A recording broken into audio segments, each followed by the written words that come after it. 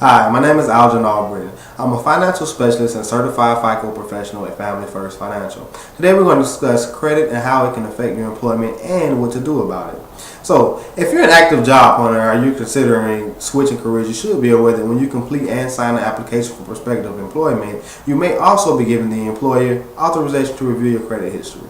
The credit check authorization statement can easily be missed if you don't thoroughly review the application before signing. And because the job market has become so competitive, employers are using credit history as a determining factor of employment. And as crazy as it sounds, your credit history can put you at the top or bottom of the list to get the job. Even if you have excellent references, a ton of experience that qualifies you for the job, or even overqualifies you for the job, your credit history is enough to disqualify you for the job. Now, when employers review your credit history, they cannot see a credit score or a numerical number. However, they can see a summary of accounts. And when I say summary of accounts, I mean they can look at your collection history, your payment history, any open accounts you may have, how much debt you may have, and any public records, if any.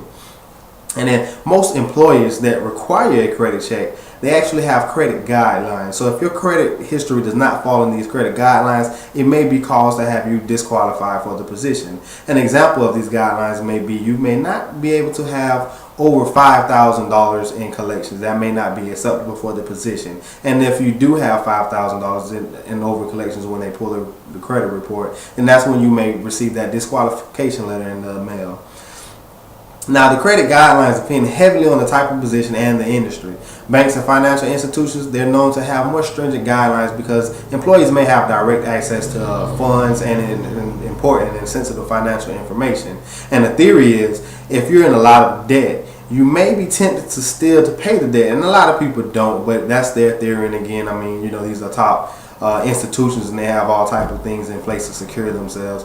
And the same thing actually goes for top security positions with the government, where you also have to have pretty good credit, or you have to have a pretty good explanation of why your credit is not good to get the top clearance. They will not grant top clearance if you cannot provide some type of documentation that's showing that you are working on improving these accounts or these areas that are raising red flags.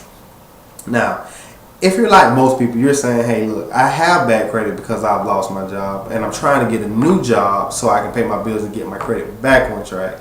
So, I mean, how does this make sense for me? Like, this isn't helping me at all because I have bad credit. I can't get a job, but the only reason I have it is because I lost a job in the first place. I mean, what can I do to improve this, and what can I do to get past it so I can get that job? The first thing you should do is you should actually contact your recruiter, and you should ask them, is a credit check required before you go in for the final interview and to fill out that application.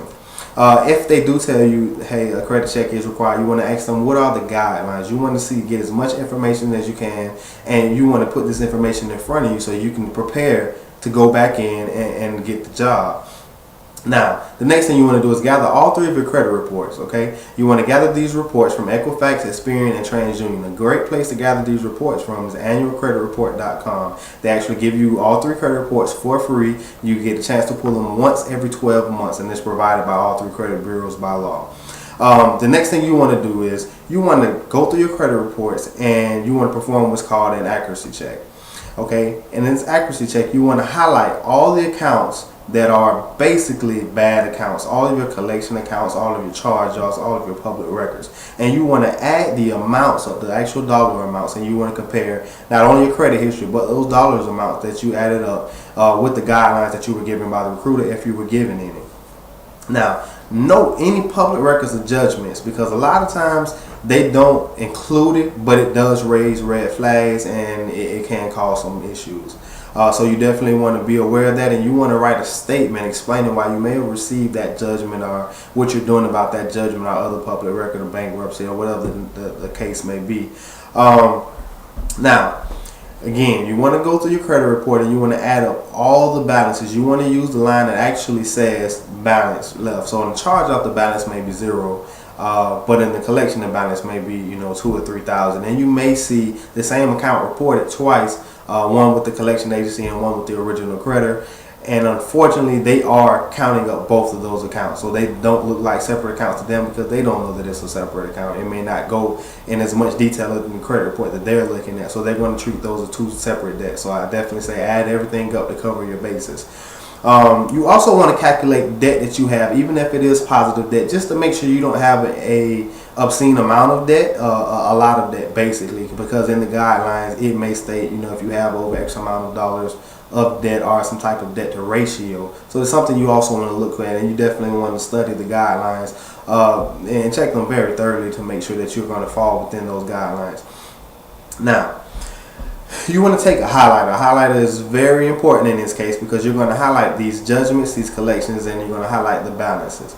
Now, you're going to go back to the highlighted areas and you're going to review them to make sure that they're completely accurate. You want to make sure that the dates are accurate, that the amounts are accurate, and that the responsibility is accurate. They're going to say responsibility individual or joint account. You want to make sure that that's correct because the credit bureaus do make a lot of mistakes and they can mismerge different accounts, and you want to make sure that you're not getting denied an opportunity for employment because of a mismerged account.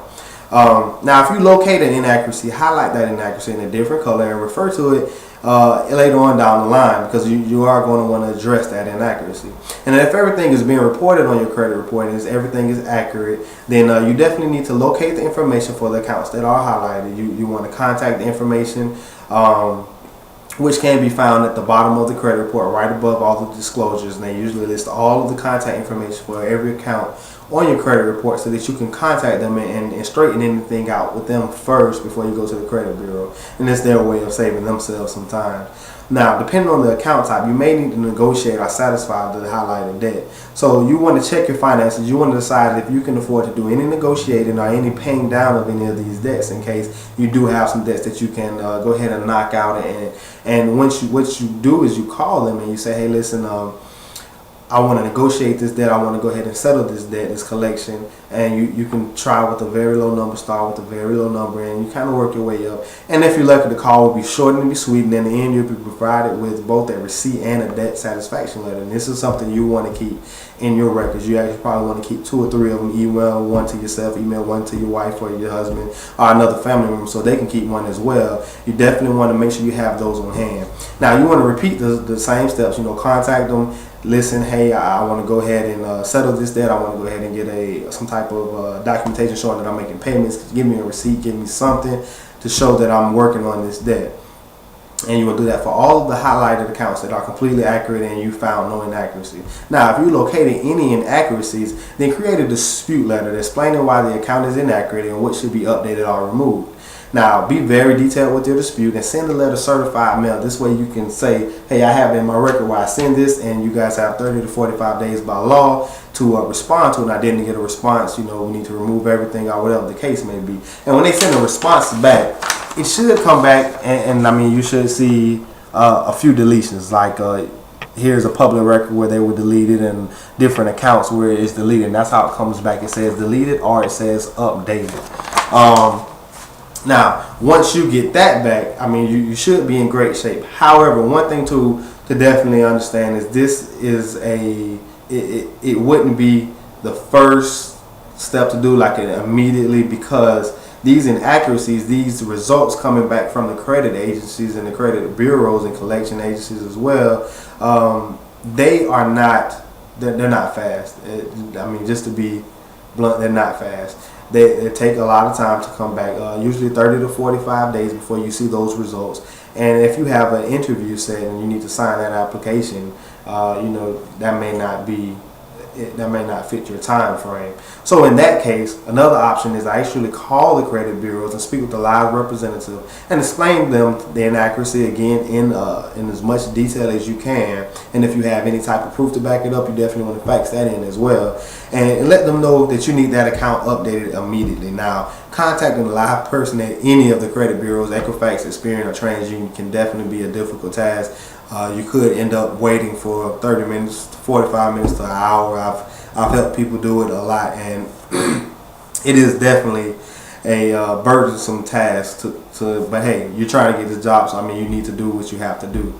Now, if you don't have the money available to satisfy the highlighted debts and you don't have the time as well to go through the process, then it's time to definitely pull out your notepad or your notebook, and you need to write a detailed letter explaining why you have these debts and what you're planning on doing to satisfy these debts in the near future.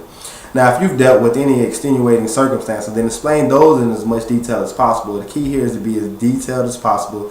A lot of people know that the economy has taken its toll on a lot of families and put people in a lot of bad situations that they otherwise would not have been in. People worked 20, 30 years at one job and all of a sudden they're laid off. So it's not uncommon for these things to happen, that being in the current economic climate that we're in. So, I mean, writing that letter and being very detailed can work in your benefit.